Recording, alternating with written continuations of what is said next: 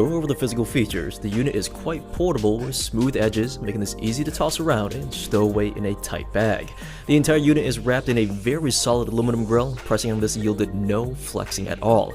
Now there's two drivers that I can see on the front here, but there's nothing on the rear despite again being wrapped all the way around in aluminum, and no sound comes out the rear just to clear that up. Now on the bottom and the top is a matte finish which looks simple yet classy.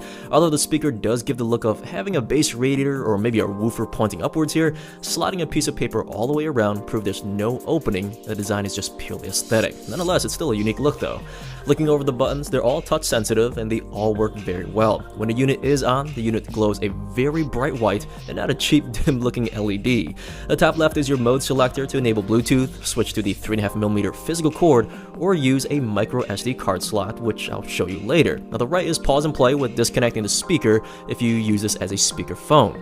And the bottom two are for skipping songs left and right, and that blue ring in the middle here is also touch sensitive. It's a volume dial which worked perfectly fine. Just rotate your finger here.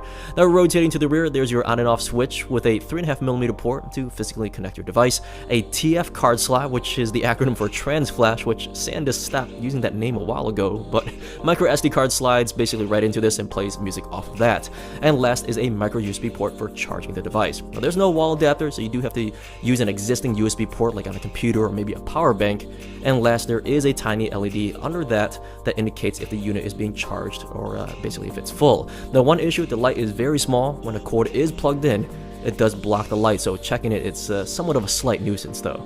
Now regarding battery life, the Soundbox is claiming up to 12 hours of battery life in general. Like all my Bluetooth speakers I test, I did leave this on at 50% volume from a full battery to dead, and I personally achieved 14 hours and then I just stopped. Now regarding range, I did walk from one side of the house to the other, went downstairs, and had the signal pass through several walls with my Samsung S7, and no problems at all. That's about 40 linear feet.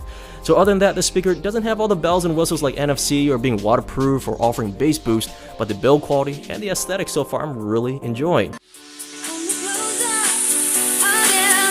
How deep is your love?